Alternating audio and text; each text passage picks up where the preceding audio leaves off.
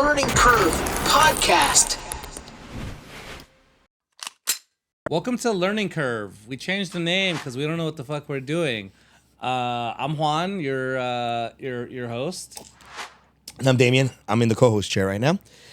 We changed the name. Yeah, we did. We did. It didn't really. It felt too bottlenecky, too long, too nothing. To Learning Curve, which might change the next. It might be our thing where we just change it episode to episode. I don't know if I want to do that. That's going to be really confusing. Like people won't be able to find us. That's true. But I think what it came down to is that we wanted something that I think maybe felt more like authentic. It did. Yeah. Right. So I've had this issue. So you weren't here for the last two episodes that are recorded. Was not. And I kind of started feeling like a clown, like I was putting on a show. I didn't feel like myself. You were podcast. You were Mr. Gimmicky guy who's hosting the show. No, Let's make a joke here. Here we go. I think it's actually worse than that. I think it's worse than that. I think it's just something that we tend to do when we're awkward and uncomfortable. We'll just like put on this character. Yeah. And I think my character is like overly inappropriate with jokes. Yeah. You know? Unnecessarily, right? Yeah. Like I'll escalate it or make it more sexual or whatever for like the shock value. And I noticed myself doing it a lot more because I had a co-host that their energy is just like way more muted. So I was like being ridiculous, didn't have your ridiculousness to match, and I was like, okay, all right, well, okay. I may have gone too far, and I'm doing it for all the wrong reasons. Yeah. Right. So I think the name Learning Curve kind of speaks to what we really want to do with this podcast, which is really like talk about real stuff. Yeah. I have fun too. Like Yeah. We're silly guys. But Yeah. I don't think we've ever been like forced funny. The funniest times are never when you try to forcefully be funny. It ruins the authentic thing. You can't have like an actual conversation about things, right? Yeah. Yeah. It's there's always like I think it's like a male thing. Guys will use humor to bond and try to like get out of their head and be awkward, and then you know that there's a couple of guys that take it too far. Yeah. You know? Yeah. Who's the there's a actor comedian who definitely he's been taking it too far since like early 2000s. He was in Road Trip. He does coke. Like I'm pretty sure he's like responsible for like a couple of actors like early deaths. In Road Trip. Oh, what's his name? Oh, maybe he's not in Road From Trip. Freddy Got Fingered? Are you talking about Or maybe Freddy Got Fingered. You're talking about Andy Dick. Oh, Andy Dick. Andy Dick. Okay. You know, he's a guy who takes it too far. Yeah. Has no sense of like, he only does it because of it's attention seeking. Right? Yeah. And Yeah. it started out as humor, and he kept escalated to the point where like he started blowing dudes in some back alley and being like, "Hey, look at me! I'm blowing dudes." Like that. Nobody wants to be Andy Dick. No. Andy Dick doesn't want to be Andy Dick. No. Right? No. Yeah, because you don't see your role in. I guess it's like you try to fill the role in the conversation or in the interaction, and his role was always the shock guy, even when it wasn't necessary. That's the only way he knew how to interact. Yeah. Because sometimes you just have to sit there and just like match the other person's energy. Like if they're awkward and stuff, you can't force somebody else to not be awkward. You know what I mean? That's not like a good. It's hard. Like you hear people talk about like staying in the moment. Yeah. It's sometimes when you're playing a character, you forget about the moment. It becomes about the play that you've constructed and the dynamic. It becomes improv. I'm not sure if you ever taken an improv show, but like the more I've done improv, the better I am at like being funny and escalating for the wrong reasons. Right. Yeah. You know?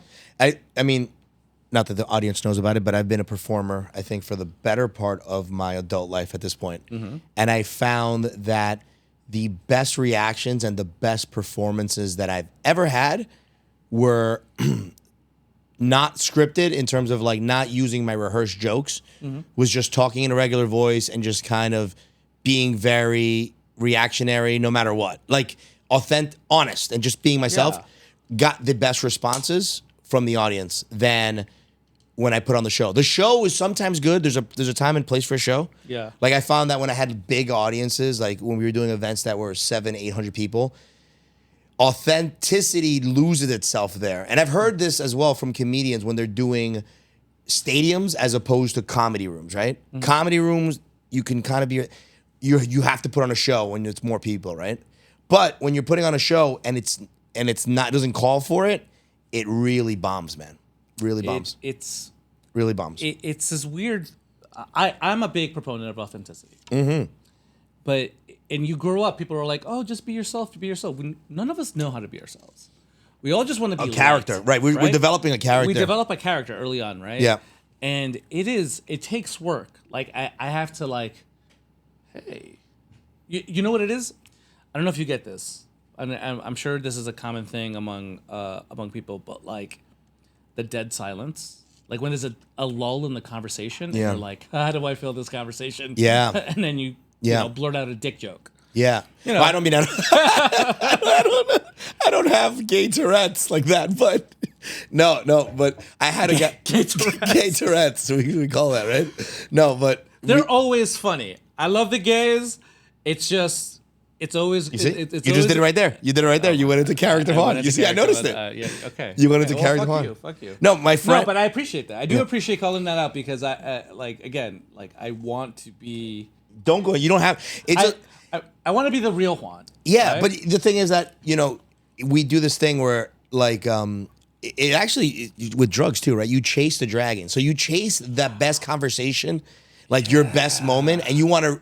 Because that conversation was so fun. You want to make all the conversations that fun. Yeah. And then so my mentor when I was kind of learning was like he explained it to me, and you have to be okay with not being okay and just embrace the awkwardness and the uncomfortableness, and it doesn't feel good. It doesn't, no. And he's like, yeah, it doesn't feel good for you or anybody else.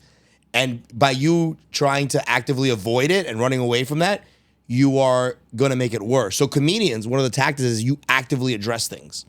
Like when you fuck up, they'll actually point it out. Yeah. That's like a comedy tactic. You own it, yeah. You just own it, like instantly. Like, that was awkward. Point it out. Like you don't get into the character. You stay away from the character as much as you can, obviously, which is hard, man. It's really hard. Right. And so because we've been going back and forth on this podcast 4 or 5 episodes now, like...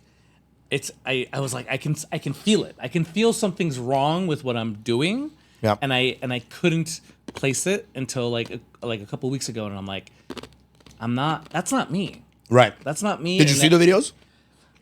I've seen snippets. Okay. I have some of the videos. And then what, you bailed? But no, I didn't bail. I think we should still release them regardless. Okay. I think the other thing I believe in a lot is failure. Okay. Like, Yes. We got to fail. We put out a couple videos with a different title. We don't know what we're doing. Most people don't. Everyone has this idea that like as an adult, like you know what you're doing, or you're so focused on like an outcome, right? Yeah. Like I like people who start projects like a podcast or any creative endeavor. Like I want it to be big. I want to be the next star. Yeah. That's a wrong way of going about it. You're focusing on the wrong thing. You just have to. One, I think, is like consistency. Yeah, like doing it consistently. That's the hardest part for me, at least. Yeah. Yeah, you were half an hour late today. Yeah. Jackass. Consistency is one. I think authenticity is the second one. People spend so much energy constructing a narrative, a facade, right? So much of our media, so much of it is already fake. Yeah. Right? Yeah. And so much of our day is already kind of fake. We don't interact, like you don't interact with your clients the same way that you interact with your kids or your wife. No. And some interactions take more energy out of you. For sure. Yeah. But at the same time, and you are, this is going to be therapy session, there are times where you do need to have a character a little bit, and you cannot just be brutally authentic all the time. Like, hold on, we were in Costa Rica, and you're just around families and children, and you're like, wow, who cares? You guys are so caught up in me just saying cock and balls in front of families. In my probably a time to use that character. In my defense, you're like, authenticity, I'm authentic. And in my defense, there was a lot of alcohol involved. Not when we were eating for burgers. When we had burgers, there was no alcohol involved. You were just determined to be. I don't have the best situational awareness because part of it is like, okay, I did talk about cock and balls, but there were children around. There was like a play place or whatever, but still like. That's the real world they live on. Or this is the real world we live in. When both the I don't other even guys, know how to, you know what? I'm trying to defend something I can't defend. Right? That's the fucked up thing. Because both guys in the group are like, this guy's crazy. This guy's crazy. They're more like, when they're behind closed doors, they'll say shit that makes me blush. Yes. Yeah, but in that moment, that was character moment. Yeah, that was character moment. No, it's happened a couple of times where like I'm hanging out with my friends' kids, and they're like, Juan, language. Yes. And I'm like, right. Yeah. Right. Yeah. Time and place. Time and place. And you're right. There is an element to that. Yeah. You know what? I was gonna fight you on the whole like you have to be authentic all the time. I'm like, you convinced me. Time and place. I want to, but I do like that. I do want to. By the way, speaking of authentic, that was really good. That was tequila. That was reposado. That was delicious. I think I had some JMO here. Yeah, so. We'll get a refill after the break. I think learning that concept, which seems really simple when somebody, I think I heard that at some point when I was younger. Mm-hmm. And as much as I heard it, I didn't really know what it meant to have, well, not what it meant. Sometimes you know what it means. You hear it from other people as advice, right? So if you're like a 20-something-year-old out there, mm-hmm. you just don't know how to apply it to you. Like, how do I apply that to me? And that's what I had a hard time with. Like, and then being mature enough. Now, I don't know if mature is the right word, because it's not maturity. It's just like being comfortable enough and not being afraid enough to apply that is really, really, really, really hard. And I think that comes with age. It does come with age. I think for me, right, I said this earlier, like, people tell you to just be yourself. You don't know who you are. It takes a long time. Like, I'm pushing 40 now. I know who I am. I'm comfortable in myself. I can make fun of myself. When you're 15... and somebody makes fun of you, even like jokes that now were like, I'm like, that. Why did I overreact like that? Right. All right. And like, especially we grew up in the 90s. Any joke about your sexuality was the greatest insult. Yeah. That and like your mama jokes. Like, yeah. Everything was gay in your mama. Yeah. Everything was your gay or your mama, and you would take that to heart. And then you grow up, and I'm like, when you're secure in yourself, like, then you're like, that can't hurt me because I know who I am. Yeah. When you don't know yourself, shit like that hurts you. It does. Right? But then again, even as you get older, there's other things that it shifts. Something will always hurt you. I think that there's no like, guys, you're gonna get to this age where you're nothing. You're the juggernaut of emotions. That's not gonna happen. But it shifts a little bit and it changes. And the basic things, like the simpler levels of that. Like, what do you mean, like the simpler levels? I think that coming with some work too, because how you say you build your character. It's not because you're getting old, you're getting smarter or wiser. Yeah, there's an element of building your character. Building, and then you build on layers, right? And this is why the kids should not be watching Andrew Tate. Okay, he builds the wrong character. Can we say that? Can we say that? Okay, now for example, there are certain. I'm a firm believer, like, for example, when I look at it through martial arts, right? When you teach kids something, mm-hmm. like my kids are in a lot of activities right now. They're in martial arts, they're in gymnastics, right? There are certain techniques that, when people say they're just not ready for that yet. Mm-hmm. Like, you cannot open up by teaching them like a triple hand somersault to like a 2-year-old, right? Like, listen, they're going to kill themselves. Yeah, right? So what are you saying the kids have to go through like an Andrew Tate phase? No. Before they discover... They do. I don't think they do. You have to kind of go through you have to experience Andrew Tate. You have to experience other people like him. You do have to. You need to know how to. But the thing is that when he's kind of giving the message to an emotionally mature person, you can have, and they can rationalize things. I think when you're immature and you're full of testosterone and your first reaction is you want to fight people and you're angry, that message doesn't sit the same way, and that's where the danger I think lies sometimes. I think because I'm not a. And let me just say, right? I think I'm not as anti-Andrew Tate as probably you are. I think that everybody out there has probably a place, and you need to compartmentalize and see how it fits, and kind of, if you're mature enough to kind of handle those messages. It's very good to hear, I think it's very good for somebody to hear toxic messaging, positive, like everything, hear everything. I don't know about, whatever. That's just life. Hearing toxic and positive, I feel like that's just life. Like, that's a hodgepodge of opinions. I hear a Republican politician speak, and I'm like, I want to fucking take chopsticks to my ears. I think it's important. I think that muting that I think that's a disservice.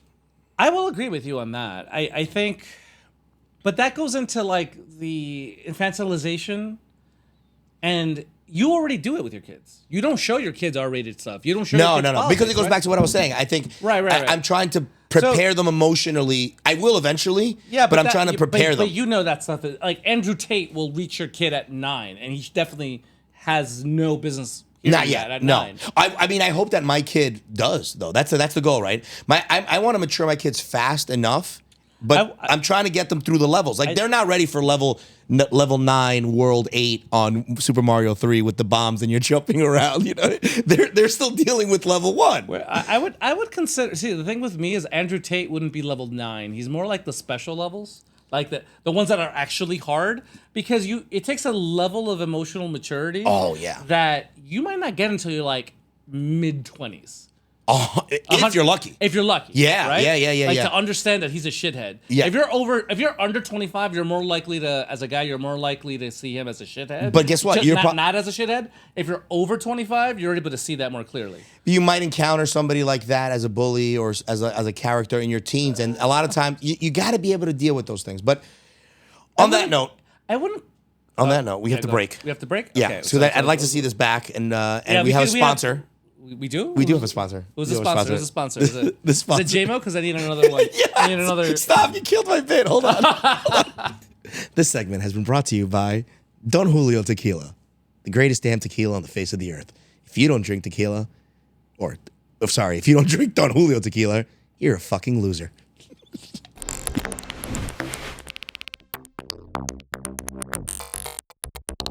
Welcome back to the learning curve. Stop. Damien. Go again. All right, go. I can't take this guy anywhere. I can't. I'm not even gonna do another take. I'm not even gonna do another take. Okay. This is.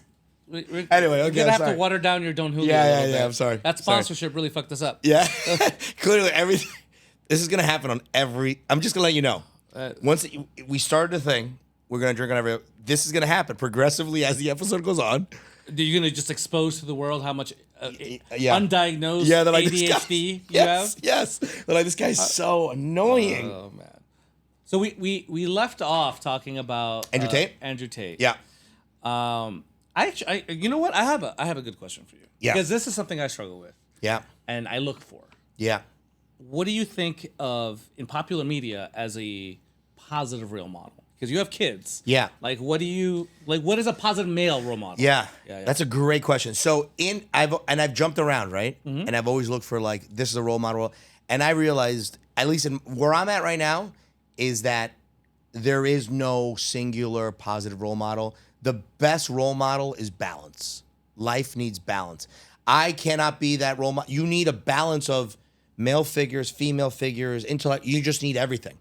When you idolize anybody, which is what I'm coming to the conclusion is, the idolization. I mean, I'm not a religious person, but it's in the Bible. I don't know. Don't worship false idols. You're not a religious person, but you were talking about balance. I mean, you and your Jedi agenda. No, that's a yin yang thing. That's in every culture. You have a Jedi agenda. Let's just be clear. You have a Jedi agenda. A little bit. Okay. A little bit. But that draws from like Eastern philosophies, and it's in a lot of things, right? That's true. But so to me, when you ask me that question, who is a good role model? And I think that a good role model, I can name you 8 or 9 different guys, take a little bit from everybody. Right. And that's a better role model than one guy. I think some role models, especially those that represent us, and that comes down to gender, ethnicity, sexuality, those role models, they hit different. Right? Georgia O'Keeffe is a role model, but she doesn't hit the same. I'm not familiar. Georgia O'Keeffe is a painter. She paints the flowers that kind of look like vaginas. Okay. She's a black. Well, I'm gonna pull that up right now. Yeah. Look up Georgia O'Keeffe. Georgia O'Keeffe. Yeah. Right. Okay. She's a role model in the painting world. And so she's as much black, as you said? Yeah, she's black. She does not look black at all. Did I get it wrong? Let me see. She looks like a white woman. That's a white woman. Is that her? Oh my God. Why did I assume she was black? That's the furthest from black I've ever seen. Oh, okay. Let's pull this up because I This looks like an old Russian lady. Georgia. Yeah, O'Keeffe. I was like very surprised. when you said that. Oh, It was you're definitely right. It's not. Anyway. Okay. Oh, I'm going to hell. Why did I think she was a black lady? I don't know. I mean, you tried to make her out to seem more interesting than what she was. You see, I you were was- doing the whole look how interesting Georgia No. O'Keeffe is I thing. was. You know what? I was trying to find an example, and I had this. I had this assumption that Georgia O'Keeffe, maybe because of Georgia, I don't know. Yeah, I don't know. But I was trying to think about the complete opposite of me, right? Right, but you were like, I felt you were gonna hit me with some like pretentious terms. You were like pointillism and precisionism and all these things. Right here. I was like, No, all right, relax. But like Brad Pitt, great actor, doesn't do anything for me. I don't see. He doesn't even like have an impact on my sense of like what a man should be. You know, because he's a white man. He's just a white blonde guy, right? But there's so many things wrong with what you just said. No, but the point I'm trying to get to is Oscar Isaac, Pedro Pascal. These are Latin American guys. Okay. You're gonna tell me you don't know who these guys are? Oscar Isaac, I'm looking him up. You're looking up Oscar Pedro Isaac. Pascal, I know because he's looking up Oscar Isaac and Pedro Pascal. Okay. You. I don't know his work. If I'm not we had familiar. Latino cards, I would be taking yours right now. I don't know who he is. Oh, Moon Knight. Okay. Moon Knight. All right. He All right. was Apocalypse. He's done other things. What's he's another? all right. What's another? Danielle. He's done other stuff. Oscar Isaac is a good actor. He's a great actor. Okay. And The Last of Us. Pedro Pascal is in Last of Us, Yeah. but he's also going to play Mr. Fantastic. Yeah. Have you have you seen his SNL skits? Like, he's a really charismatic guy. Okay. Yeah. So wait, what's your point? Instead of like jerking off Pedro Pascal and whatever his name is, Isaac do that shit Isaac. all fucking day. No, okay. They look, mire. Think of it. Think of how much representation we have in Hollywood as Latin guys. Mm-hmm. We don't have it. Right. But we have John Leguizamo, and he's been and that's it. And then.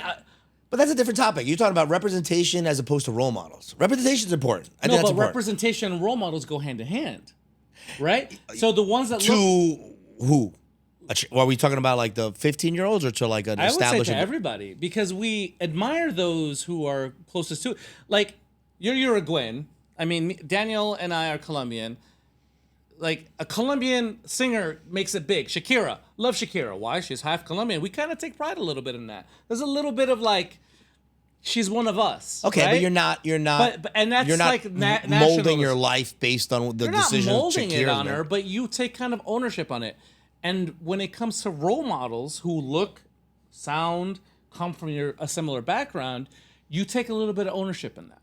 You take it. Pride. It becomes a little bit. It takes pride, right? All right. It becomes a little bit part of you. I know. Oh, People love to take credit for shit they didn't do. I get it. Like, yeah. I love how you're saying that, but you're the one who watches sports and loses your shit when the Knicks lose. 100%. I am invested in that laundry. Yeah. Yeah. And I'm invested in it not because of the people. I'm invested in it because of the city. And simply because. Right, because you identify with the city. It connects to you. Yes. Right? Yes. Right. Yes. I But always say we when the Knicks win and lose. Yeah, And I've but the same never thing played for happens them. when it comes to I get it. to everything else, right? Yeah, for sure. So for me, when I think about male role models growing up, Yeah. I couldn't find a Latin man. I couldn't find a brown man that was like, I look up to that guy. Carlos Mencia was a dud. He was Right, never a role right. model. And then what do you have? What's the other? George Lopez. But I mean, Like, is that all we get? And, but I didn't have it either. The way I we're didn't, both Latin straight men. Of course we didn't have it. No, what I'm saying is sexuality, racial. Sorry, I'm talking to me, I about was role finding models that have that in common with you. right to make it easier. And it creates that bond where like Yeah. you see yourself as that. If that person can, I can. Like, you can't tell me role models don't matter. They do. They do matter. They matter. They I matter think more when you're younger than when you're older, but they still matter. They still matter. I agree with you. And like you said, when you're younger, more so. I think for me, it was just like I had role model. I loved Eddie Murphy. I liked Chris Rock. I mean, a lot of my role models were athletes, and obviously what you see on TV, right? Comedians. So your role models were actors. black. Most of the people that I liked were black guys. Yeah, but just because that was I liked basketball, and most of the NBA is black. That explains why you use I like the N-word comedy so much. I like you're like, I'm black now, so I'm No. He has an N-word. I was very aware pass. that I was not black. I was very aware. Okay, no.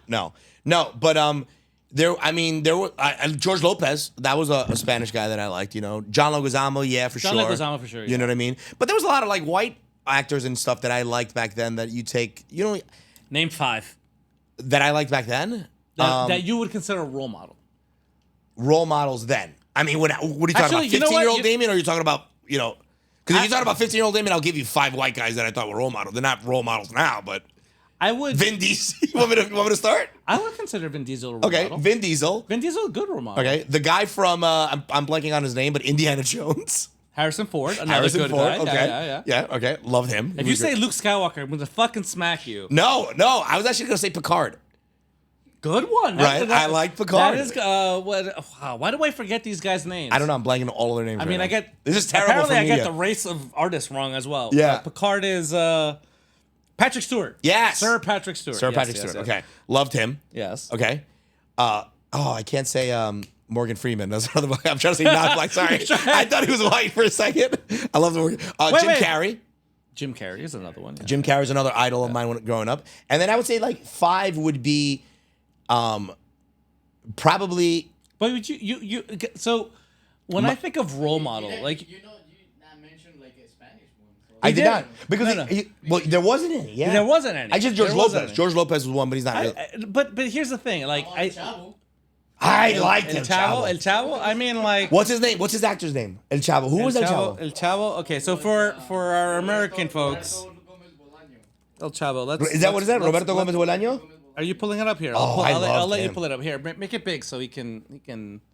It's actually Show big you. on. It's It's on you your have to make it big. No, this is your computer screen. I'm sharing.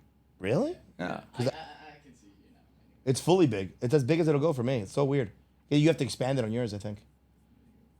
There we go. Because on my screen, it's full. Look, on your end. check that out. Yeah. Full screen. Gotcha. Okay, then I don't have to worry about him. So Chespirito. Chespirito. Yeah. You know what? Dressed Roberto up- Mario Gomez Bolaños. Yeah. Okay, he's so much of a role model. He had I watched so much he of had him. the superhero with the hammer and the El, heart. El Chavo. El Chavo. El Chapulín Colorado. El Chapulín Colorado. You were him for Halloween. I was him for Comic-Con. I went to Comic-Con Yes. dressed as him. Yeah. Let me tell you something.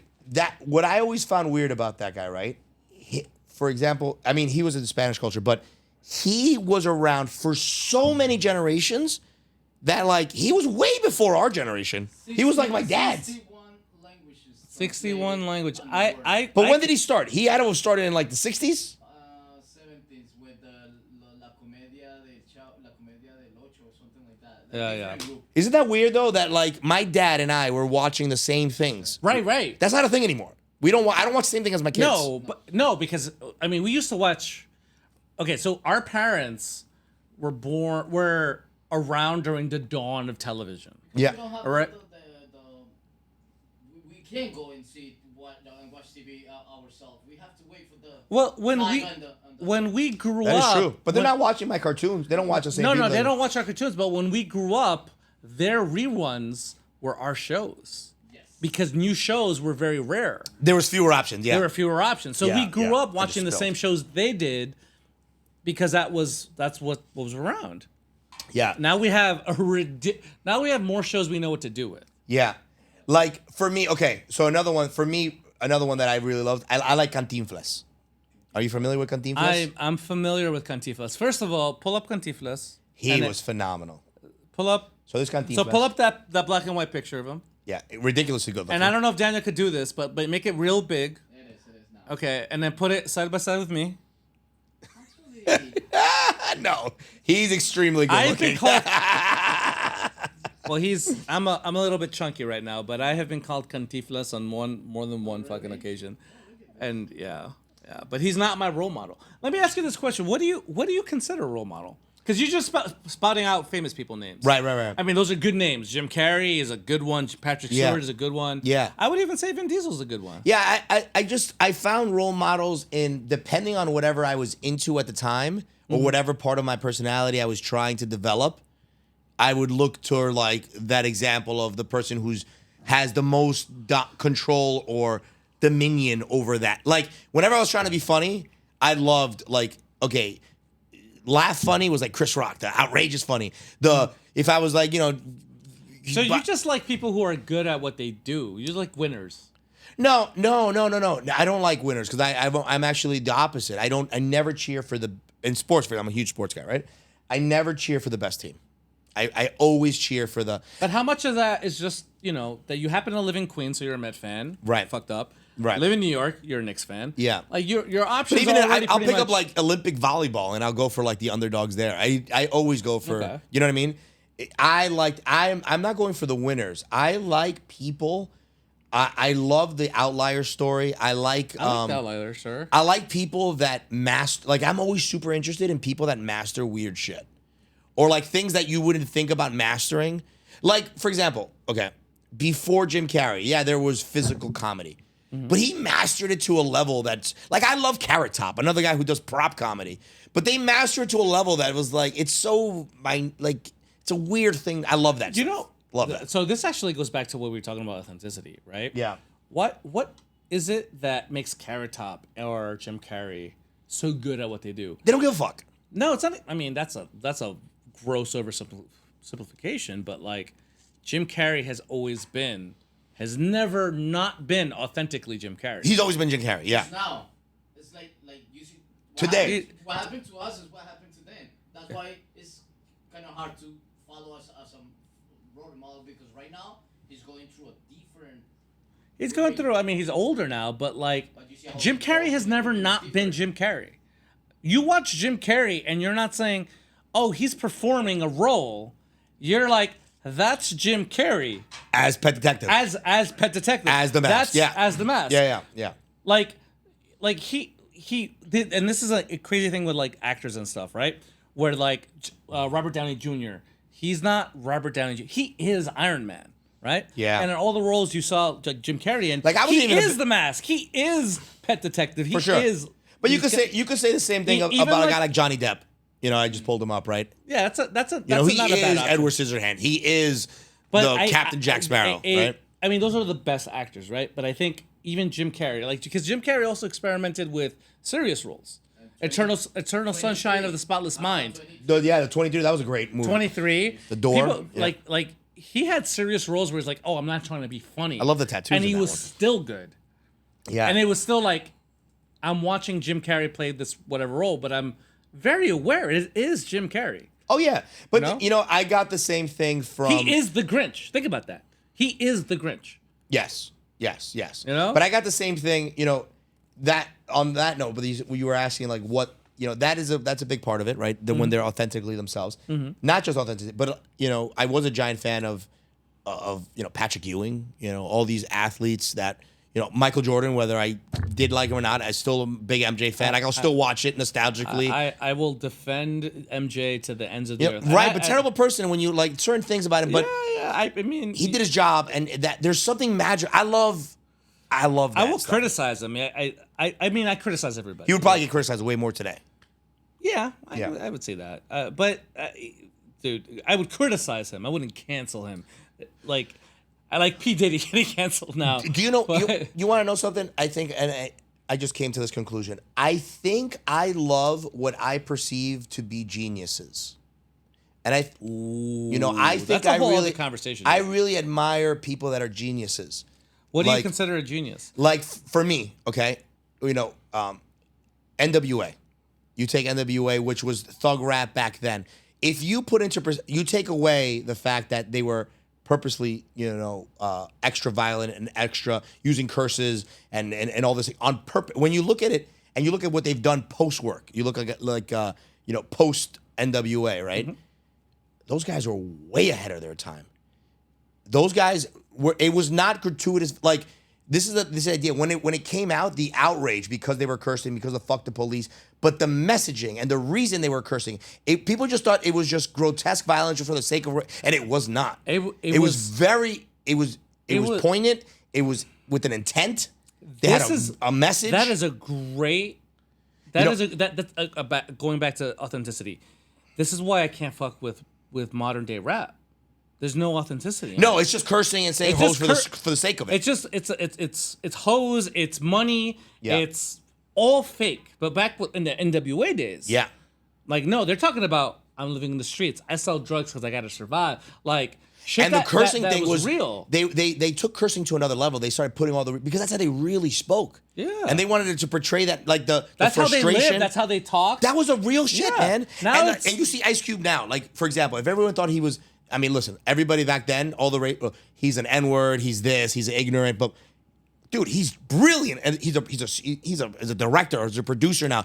His body of work post NWA shows that he was a genius the whole time. The majority of people are just too stupid to realize it, or too close-minded. I mean, at the time, but the best example in terms of authenticity is in one of his successors, which I still consider the greatest lyricist rapper of all time, Eminem. Okay. Eminem. Yeah. Hands down.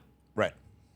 And Eminem has never in my life Stop being Eminem. stopped being Eminem. Yeah. Or singing about shit that was real to him. Yeah. Right? Yeah, that was cool. And Actually, if I were to, I loved Eminem. He was a big thing. If I were to rank like what I consider a genius and what I consider like a role model, in terms of like authenticity and being your authentic self, Eminem is up there, man. Yeah, and honestly, there was something to say about if you were not a black kid growing up and you didn't take ownership, like you weren't, you didn't. Seeing another face, whether it was black or it was Jin, who was like that freestyle rapper on In the Basement. Whenever you saw a non-black face, and you're like, oh, it can't. Like there was a sort of this thing that was really freeing to everybody else when you saw that it was a skill set and an art form that could be taken in different directions. But the thing that Eminem did is he didn't pretend to be black. He didn't, because remember, he was Eminem. He was Eminem. He was like, oh, I'm Trailer Park. Yeah, I'm a Trailer Park guy. This is my upbringing. This is me, and he would sing from that perspective. For sure. Singing about his mom with Munchausen syndrome.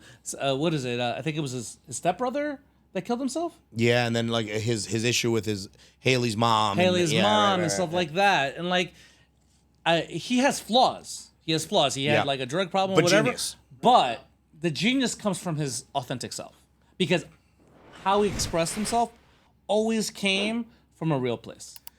Yeah, it never but felt fake I to think me. that, but irregardless if he was a genius, that level of talent. So and the creativity, there's a genius to that. I don't. So here's and there's different types of genius. I'm not saying a genius you don't have to be Stephen Hawking to be a genius to me. I don't. There's artistic genius, there's emotional genius. There's people that are able to achieve just excellence. His wordplay and his speed of his ability to rap quickly. That ability just to talk fast. That's incredible. That's so cool.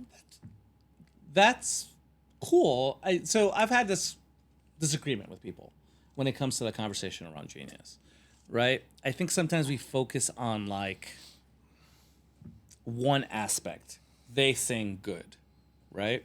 And you could definitely, like Michael Jackson, a lot of baggage on that one. He was a genius. I would say when it came to genius, in terms of dance. When it came to dance and putting beats together, the guy knew what he was. But part of me... Look, the definition of a genius: exceptional intellectual or creative power or other natural ability. That's fine. I mean, genius referred to, like, it used to be like a Greek, like a god. Like you would be visited by genius. It was a different entity, I think, if I'm not mistaken. Higher self, I don't know. Anyway, but my whole point about this, we got 2 minutes with genius, right? Is like, I want people to separate like the outcome. You sing really good. People separate the outcome from character. If your character is shit, but you do something good, doesn't make you a genius to me. Like I've heard people call Donald Trump and Elon Musk a genius because they made money and they did things, and I'm like, there are certain things where I'm like, this would have happened no matter what, and I don't know, like, it's hard for me to quantify. You don't have to like the geniuses to me. It doesn't discredit them from. You cannot discredit them from being a genius, regardless of if you like them or not. That's not subjective. No. That's not what I'm saying. That's what I don't think genius is subjective. Steve Jobs is a genius. I don't like him. He's a very unlikable person. Very unlikable person. Right. Yeah. But there are certain things where I'm like, everything was lined up for you. Like, think about rich people who are like given everything. Right? And that, like, Kylie Jenner, she got this I don't think Kylie Jenner and I'm Elon about Musk to piss are off. the same. I'm about to piss off all the Kardashian world. But she got this award, or she got recognized as a self-made billionaire. She's not a self-made billionaire. She's Okay. she's not. She's not. She's not a self-made billionaire. Okay, but that's the difference. She's not. There's a big difference between him and her and Elon Musk, though. We can go into his fucking like emerald mines. All right. Well, and all anyway, that shit. give me your closing commercial right now. My closing commercial is you ain't shit. All right. Like You're not promoting a product. You have to push a product. You have to do it correctly. I'm supposed to. Yeah, I did it. You have to do it now. That's how you close the segment. You know what I want to push? I want to push. You ain't shit. You think you big? You're small. The best geniuses, the best people in the world, they are unapologetically themselves, but humble. People forget that shit. Humble. Stay humble, my people. Stay humble. That's a stupid ass commercial. All right, cut.